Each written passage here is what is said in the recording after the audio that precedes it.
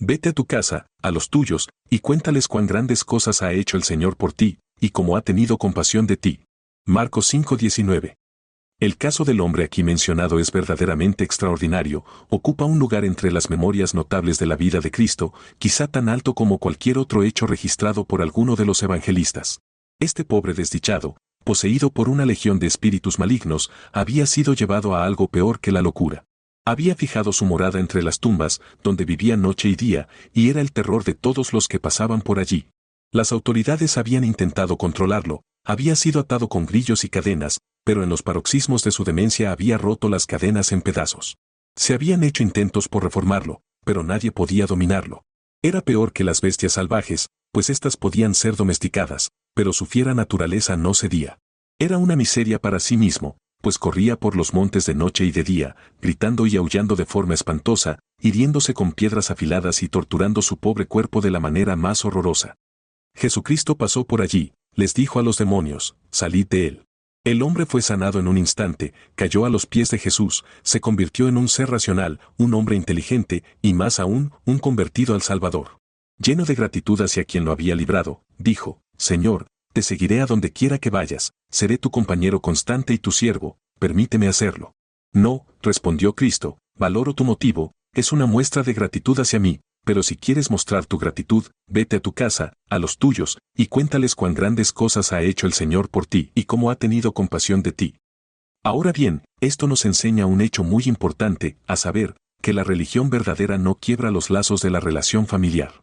La religión verdadera rara vez se entromete en esa institución sagrada, casi podría decir divina, llamada hogar, no separa a los hombres de sus familias ni los convierte en extraños para su propia carne y sangre. Por ejemplo, si se me permitiera tal cosa, iría a buscar al ermitaño en su solitaria caverna y le diría, amigo, si eres lo que dices ser, un verdadero siervo del Dios vivo, y no un hipócrita, como sospecho que eres, si eres un verdadero creyente en Cristo, y quieres mostrar lo que Él ha hecho por ti, vuelca esa vasija, come el último pedazo de tu pan, abandona esta lúgubre cueva, lávate la cara, desata tu cíngulo de cáñamo. Y si quieres mostrar tu gratitud, vete a tu casa, a los tuyos, y cuéntales cuán grandes cosas ha hecho el Señor por ti, y cómo ha tenido compasión de ti. Marcos 5:19. ¿Puedes edificar a las hojas secas del bosque? ¿Pueden las bestias aprender a adorar a ese Dios al que tu gratitud debería honrar? ¿Esperas convertir estas rocas y hacer que los ecos entonen cánticos? No. Regresa, habita con tus amigos, recupera tu parentesco con los hombres y únete de nuevo a tus semejantes, porque este es el modo aprobado por Cristo de mostrar gratitud. Iría a cada monasterio y a cada convento y les diría a los monjes, salid, hermanos, salid. Si sois lo que decís ser, siervos de Dios, id a vuestras casas, con los vuestros. Basta ya de esta absurda disciplina, no es la regla de Cristo, estáis actuando de modo distinto a como Él querría, id a vuestras casas con los vuestros.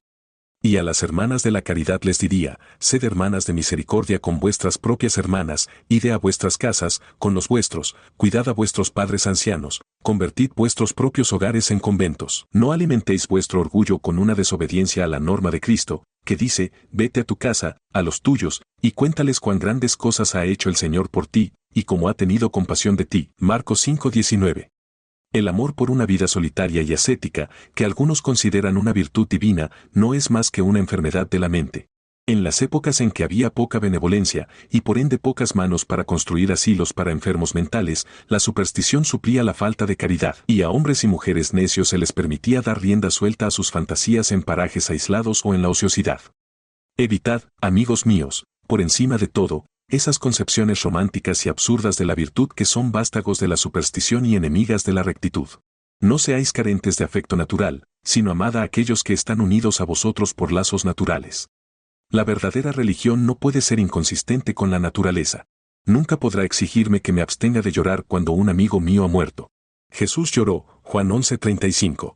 No puede negarme el privilegio de sonreír cuando la providencia me es favorable, pues en una ocasión Jesús se regocijó en el Espíritu y dijo, Padre, te doy gracias, Lucas 10:21. No hace que un hombre le diga a su padre y a su madre, ya no soy vuestro hijo. Eso no es cristianismo, sino algo peor de lo que harían las bestias, algo que nos llevaría a estar totalmente separados de nuestros semejantes, a caminar entre ellos como si no tuviéramos ningún parentesco con ellos. A todos los que piensan que una vida solitaria debe ser una vida de piedad, les diría, es el mayor de los engaños. A todos los que creen que quienes rompen los lazos familiares han de ser buenas personas, les diremos, son mejores quienes los mantienen. El cristianismo hace de un esposo un mejor esposo, hace de una esposa una mejor esposa que antes. No me libera de mis deberes como hijo, me hace mejor hijo y a mis padres mejores padres. En lugar de debilitar mi amor, me da una nueva razón para mi afecto, y a aquel a quien amaba antes como padre, ahora lo amo también como hermano y compañero de labor en Cristo Jesús, y a aquella a quien veneraba como madre, ahora la amo además como hermana en el pacto de la gracia, para ser mía por siempre en la vida venidera. No supongáis ninguno de vosotros que el cristianismo fue pensado para interferir en los hogares, al contrario, está destinado a cimentarlos y a hacer los hogares que ni la muerte pueda separar, pues los reúne en el haz de la vida con el Señor su Dios y vuelve a unir a sus distintos miembros al otro lado del río. Ahora, os diré la razón por la que escogí mi texto. Pensé para mis adentros, hay un gran número de jóvenes que siempre vienen a escucharme predicar, siempre abarrotan los pasillos de mi capilla, y muchos de ellos han sido convertidos a Dios. Ahora se acerca nuevamente el día de Navidad y ellos van a ir a casa para ver a sus amigos. Cuando lleguen allí querrán un villancico navideño por la noche, creo que les sugeriré uno, especialmente a aquellos que han sido convertidos recientemente. Les daré un tema para su discurso en la víspera de Navidad, quizá no sea tan divertido como el naufragio de la Golden Mary, pero será igualmente interesante para la gente cristiana. Será este, vete a tu casa, a los tuyos, y cuéntales cuán grandes cosas ha hecho el Señor por ti, y cómo ha tenido compasión de ti. Marcos 5:19. Por mi parte, desearía que hubiera 20 días de Navidad en el año.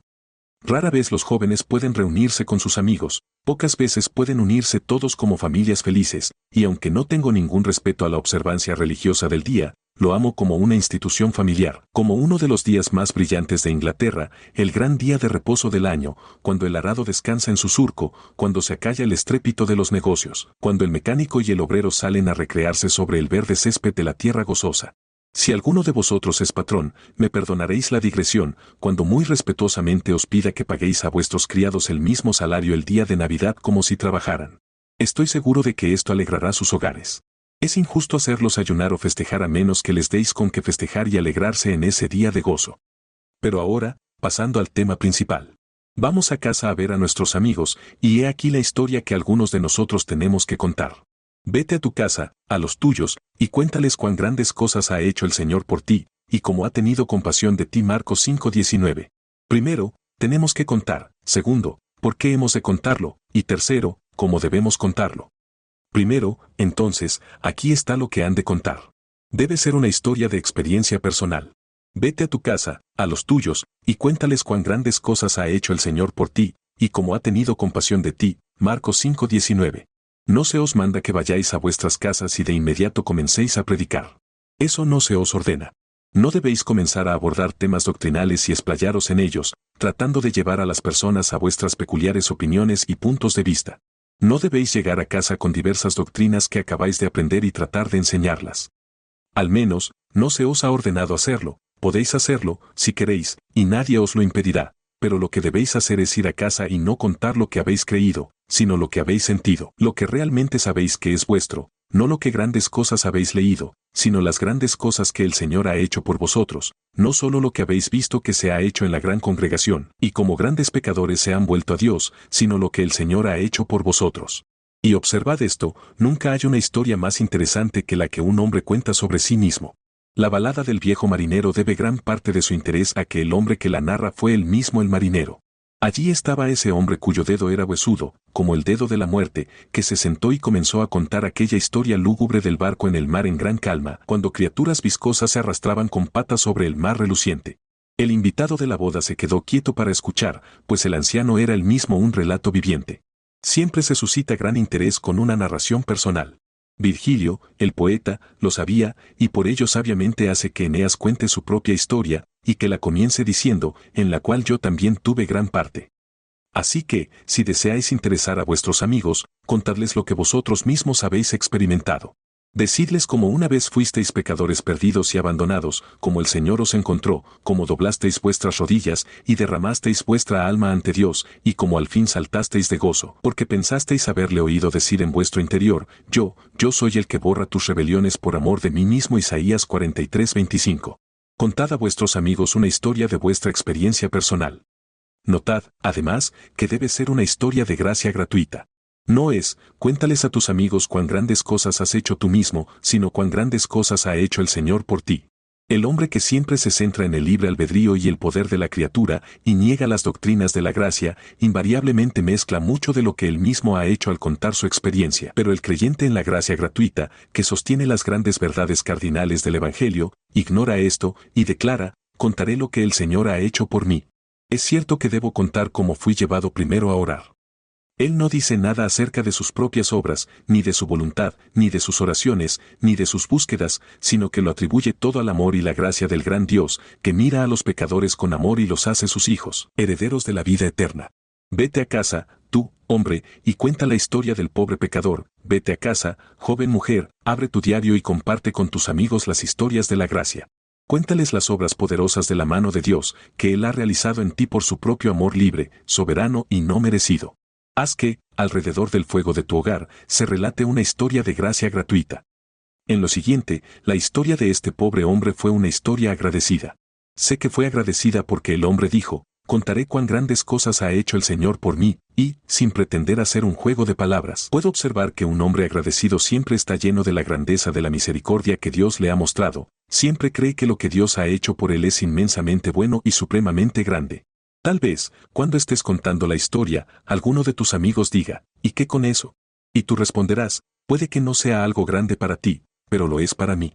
Dices que es poca cosa arrepentirse, pero yo no lo he hallado así, es algo grande y valioso que se me haya llevado a reconocerme pecador y a confesarlo. Dices que es poca cosa haber encontrado un Salvador. Míralos a la cara y di, si tú también lo hubieras encontrado, no lo considerarías poca cosa.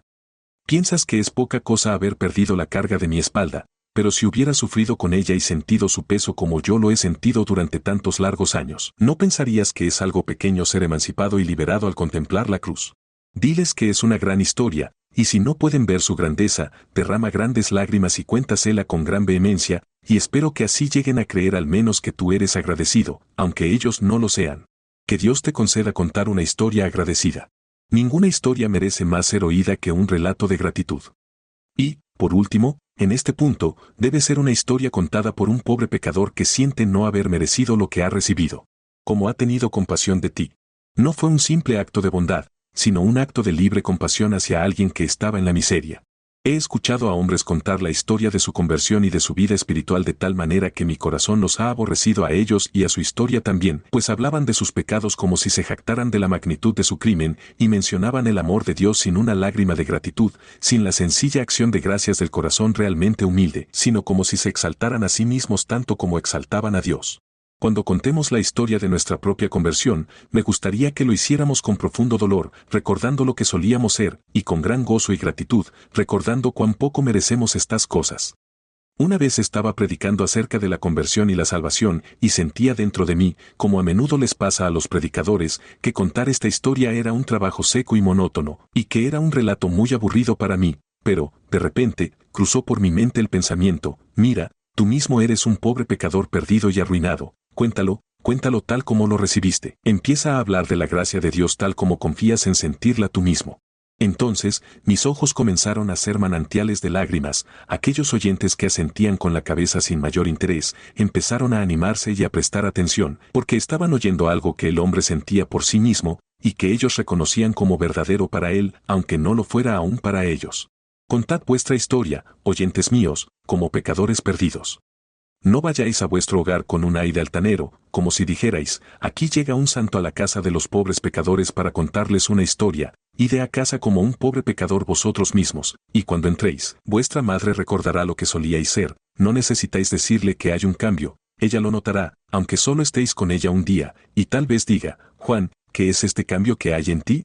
Y si ella es una madre piadosa, comenzaréis a contarle la historia, y sé, hombre aunque seáis, que no os avergonzaréis cuando lo diga, ella pasará sus brazos alrededor de vuestro cuello, y os besará como nunca lo hizo antes, porque sois su hijo nacido 2 veces, aquel de quien nunca se separará, incluso si la muerte misma os divide por un breve momento. Vete a tu casa, a los tuyos, y cuéntales cuán grandes cosas ha hecho el Señor por ti, y cómo ha tenido compasión de ti. Marcos 5:19. 2. Pero ahora, en segundo lugar, ¿por qué debemos contar esta historia? Pues oigo a muchos de mi congregación decir, Señor, podría relatar esa historia a cualquiera antes que a mis propios familiares, Podría ir a su despacho y contarle algo de lo que he probado y palpado de la palabra de Dios, pero no podría contárselo a mi padre, ni a mi madre, ni a mis hermanos, ni a mis hermanas. Bien, intentaré entonces argumentar con vosotros, para convenceros de hacerlo, de modo que pueda enviarlos hoy, día de Navidad, a ser misioneros en las localidades a las que pertenecéis y que seáis verdaderos predicadores, aunque no lo seáis de nombre. Queridos amigos, cuando vayáis a casa, contad esa historia. Primero, por amor a vuestro Maestro. Sé que lo amáis, estoy seguro de ello, si tenéis la prueba de que Él os amó. Nunca podéis pensar en Getsemaní y en su sudor sangriento, en Gabatá y en la espalda lacerada de Cristo, azotada por el látigo, nunca podéis pensar en el Calvario y en sus manos y pies traspasados, sin amarlo. Y es un fuerte argumento cuando os digo, por amor a ese querido que os amó tanto, id a casa y contadlo. ¿Qué? ¿Creéis que se puede haber hecho tanto por nosotros y no contarlo? Nuestros hijos, si se hace algo por ellos, no pasan muchos minutos antes de contarlo a todos los presentes, tal persona me ha dado tal regalo, y me ha brindado tal favor. Y habrán de ser los hijos de Dios lentos en declarar cómo fueron salvados cuando sus pies corrían presurosos al infierno, y cómo la misericordia redentora los arrancó como tizones del incendio. ¿Tú amas a Jesús, joven? Entonces te pregunto, ¿te negarás a contar la historia de su amor hacia ti? ¿Enmudecerán tus labios cuando se trate de su honor? ¿No contarás en cualquier lugar al Dios que te amó y murió por ti?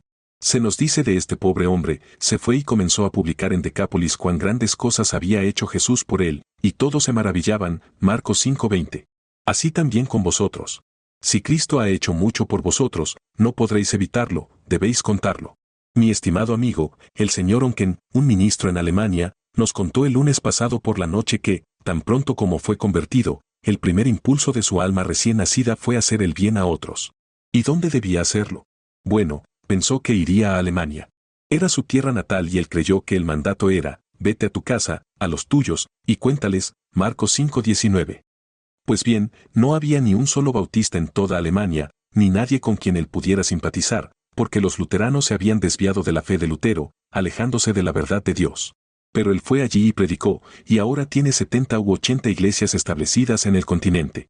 ¿Qué lo motivó a hacerlo? Nada más que el amor a su maestro, que había hecho tanto por él, pudo haberlo impulsado a ir y contar a sus parientes la maravillosa historia de la bondad divina. Pero, en el siguiente caso, ¿son piadosos vuestros amigos? Entonces id a casa y contádselo, para alegrar sus corazones. Anoche recibí una breve carta escrita con mano temblorosa por alguien que ha sobrepasado la edad natural del hombre, que vive en el condado de Essex. Su hijo, por la gracia de Dios, había sido convertido al escuchar la palabra predicada, y el anciano no pudo evitar escribir al ministro para agradecerle y bendecir, sobre todo, a su Dios, porque su hijo había sido regenerado. Señor, comienza, un viejo rebelde le escribe para agradecerle, y sobre todo para agradecer a su Dios, que su querido hijo ha sido convertido. Guardaré con aprecio esa misiva. Continúa diciendo, siga adelante. Y el Señor le bendiga. Y hubo otro caso que escuché hace algún tiempo, cuando una joven regresó a casa con sus padres, y al verla, su madre dijo, mira. Si el ministro me hubiera hecho regalo de todo Londres, no lo hubiera apreciado tanto como esto, pensar que de verdad te has convertido en una nueva persona y que estás viviendo en el temor de Dios. Si queréis hacer que el corazón de vuestra madre salte de gozo, y alegrar a vuestro padre, si queréis hacer feliz a esa hermana que os mandó tantas cartas que a veces leíais apoyados en un poste de luz, con la pipa en la boca, id a casa y decidle a vuestra madre que todos sus anhelos se han cumplido, que sus oraciones han sido escuchadas, que ya no os burlaréis de ella por su clase de escuela dominical, ni os reiréis más de ella por amar al Señor, sino que iréis con ella a la casa de Dios. Porque amáis a Dios, y habéis dicho, tu pueblo será mi pueblo, y tu Dios será mi Dios, Ruth 1:16, pues tengo la esperanza de que vuestro cielo será mi cielo para siempre. ¿Qué cosa tan feliz sería si algunos que se han descarriado hicieran esto al volver a casa? Tuve el privilegio, hace poco, de predicar para una noble institución que acoge a mujeres que han llevado vidas abandonadas, y antes de predicar el sermón oré a Dios para que lo bendijera, y en el sermón impreso notaréis que al final hay un relato de 2 personas a las que ese sermón alcanzó y fueron restauradas. Ahora, permitidme contaros una historia que le sucedió al señor Van der Kist, un misionero de la ciudad, que trabaja toda la noche para hacer el bien en esa gran labor. Hubo una pelea de borrachos en la calle, él se interpuso entre los hombres para separarlos, y dijo algo a una mujer que estaba allí sobre lo terrible que era que los hombres fueran tan intemperantes. Ella caminó un poco con él, y comenzó a contarle una historia de aflicción y también de pecado, como la habían engañado para que saliera del hogar de sus padres y la habían traído aquí para dañar eternamente su alma. Él la llevó a su casa y le enseñó el temor y el amor de Cristo. ¿Y cuál fue lo primero que hizo ella al regresar a las sendas de la piedad y encontrar a Cristo como el Salvador del pecador? Dijo, ahora, debo ir a mi casa, con los míos. Se escribió a sus familiares. Ellos acudieron a esperarla en la estación de Bristol, y no podéis concebir la reunión tan feliz que fue. El padre y la madre habían perdido a su hija, nunca habían sabido de ella, y allí estaba, traída de vuelta por la labor de esta institución, restaurada al seno de su familia. Si alguien así estuviera aquí, no lo sé, entre una multitud tan grande podría haber alguien así.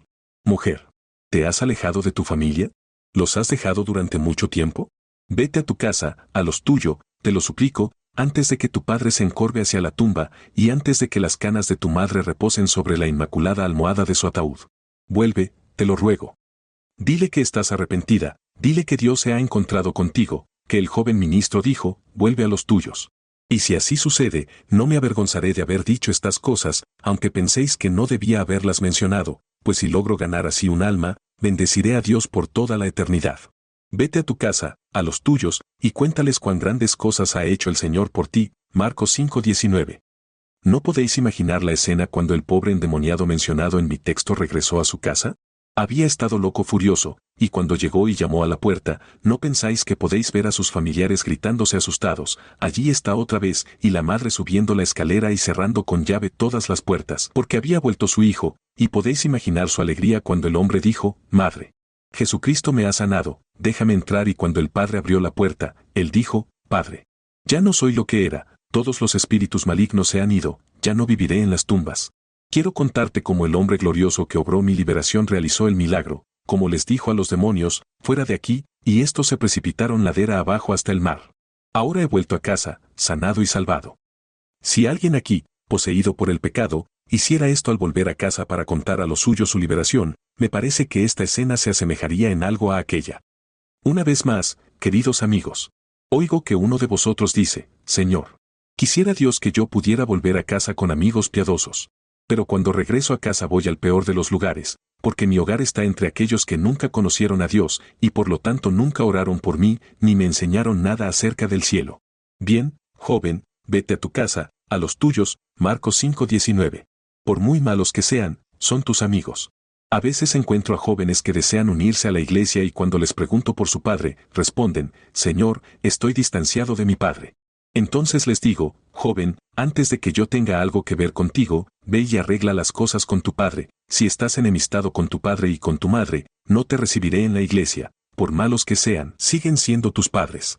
Vuelve a casa con ellos y cuéntales, no para alegrarlos, porque es muy probable que se enojen contigo, sino cuéntales por la salvación de sus almas. Espero que cuando les cuentes la historia de lo que Dios hizo por ti, el Espíritu Santo les lleve a desear la misma misericordia para ellos mismos. Pero te daré un consejo. No cuentes esta historia a tus amigos impíos cuando estén todos juntos, porque se reirán de ti. Háblales de uno en uno, cuando puedas tomarlos a solas, y empieza a contárselo, y te escucharán con seriedad. Había una vez una dama muy piadosa que regentaba una casa de huéspedes para jóvenes. Todos los jóvenes eran muy alegres y frívolos, y ella quería decirles algo acerca de la religión. Introdujo el tema, y de inmediato se lo quitaron de encima con una risa. Ella pensó, he cometido un error. A la mañana siguiente, después del desayuno, cuando todos se iban, le dijo a uno de ellos, Señor, me gustaría hablar con usted un momento o dos, y llevándolo aparte a otra habitación, habló con él. A la mañana siguiente tomó a otro, y a la siguiente a otro más, y agradó a Dios bendecir su sencilla exposición cuando se daba individualmente. Sin duda, si les hubiera hablado a todos juntos, se habrían respaldado mutuamente en la burla hacia ella. Reprende a un hombre a solas. Un solo versículo puede alcanzarle, mientras que un sermón lo deja impasible. Tú puedes ser el medio de llevar a un hombre a Cristo que antes solo se había burlado de la palabra, pero que no puede resistir una suave amonestación. En uno de los estados de América había un incrédulo, un gran despreciador de Dios, un odiador del día de reposo y de todas las instituciones religiosas. Los ministros no sabían qué hacer con él. Se reunieron y oraron por él. Pero entre ellos, un anciano hermano resolvió pasar un largo tiempo en oración por ese hombre. Después de eso, montó a caballo y fue a la herrería donde el hombre trabajaba, pues era herrero. Dejó su caballo afuera, y le dijo, vecino, estoy muy preocupado por la salvación de su alma, le digo que oro día y noche por su salvación. Se marchó y regresó a su casa a caballo. El hombre entró a su casa después de un momento y le dijo a uno de sus amigos de confianza, aquí hay un argumento nuevo, el anciano ha estado aquí, no discutió ni dijo ninguna otra cosa excepto, le digo que estoy muy preocupado por su alma, no puedo soportar que se pierda. Ese tipo, dijo, no sé cómo responderle, y las lágrimas comenzaron a rodar por sus mejillas. Fue donde su esposa y dijo, no puedo entender esto, nunca me importó mi alma, pero aquí está este anciano, que no tiene ningún vínculo conmigo y al que siempre he despreciado, que ha venido 5 millas esta mañana a caballo solo para decirme que está preocupado por mi salvación. Después de un tiempo pensó que era hora de que él también se preocupara por su salvación. Entró, cerró la puerta y empezó a orar, y al día siguiente estaba en casa del diácono, diciéndole que él también estaba preocupado por su salvación y preguntándole qué debía hacer para ser salvo. Que el Dios eterno use a algunos de los presentes de la misma manera. 3. No os retendré mucho más, pero hay un tercer punto sobre el cual debemos ser muy breves. ¿Cómo debe contarse esta historia? Primero, contadla con veracidad. No contéis más de lo que sabéis, no contéis la experiencia de John Bunyan cuando debéis contar la vuestra. No le digáis a vuestra madre que habéis sentido lo que solo Rutherford sintió. No relatéis más que la verdad. Contad vuestra experiencia con sinceridad, pues tal vez una sola mosca en el ungüento lo arruine, y una afirmación que no sea cierta pueda echarlo todo a perder. Contad la historia con verdad. En segundo lugar, contadla con gran humildad. Ya lo he dicho antes. No os impongáis sobre aquellos que son mayores y saben más, contad vuestra historia con humildad, no como un predicador, no ex cátedra, sino como un amigo y como un hijo. A continuación, contadla con mucha seriedad. Que vean que habláis en serio. No habléis de la religión con ligereza, si lo hacéis, no lograréis ningún bien. No hagáis juegos de palabras con los textos, no citéis la escritura a modo de broma, si lo hacéis, podríais hablar hasta enmudecer y no lograríais nada, si de alguna manera les dais ocasión de reír burlándose de las cosas sagradas vosotros mismos. Contadla con gran fervor. Primero, contadla con mucha devoción. No tratéis de contar vuestro relato a los hombres antes de haberlo contado primero a Dios. Cuando estéis en casa el día de Navidad, que nadie vea vuestro rostro antes de que Dios lo haya visto. Levantaos por la mañana, luchad con Dios en oración, y si vuestros amigos no están convertidos, luchad con Dios por ellos, entonces encontraréis fácil la tarea de luchar con ellos por Dios. Procurad, si podéis, hablarles uno por uno y contadles la historia. No temáis, pensad únicamente en el bien que podéis hacer.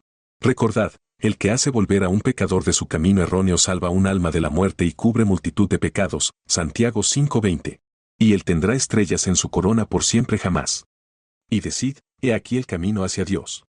Procurad, bajo la dirección de Dios, ser salvadores en vuestra familia, ser el medio de guiar a vuestros queridos hermanos y hermanas a buscar y hallar al Señor Jesucristo, y entonces un día, cuando os encontréis en el paraíso, será un gozo y una bienaventuranza pensar que estáis allí, y que vuestros amigos también están allí, a quienes Dios os hizo el instrumento para salvar. Que vuestra confianza en el Espíritu Santo sea total y sincera. No confiéis en vosotros mismos, pero no temáis confiar en Él. Él puede daros las palabras. Él puede aplicar esas palabras a sus corazones y así capacitaros para ministrar gracia a los oyentes. Para concluir, con una breve y creo agradable variación del texto, sugiriros otro significado. Pronto, queridos amigos, muy pronto para algunos de nosotros, el Maestro dirá, vete a tu casa, a los tuyos, Marcos 5:19. ¿Sabéis dónde está ese hogar?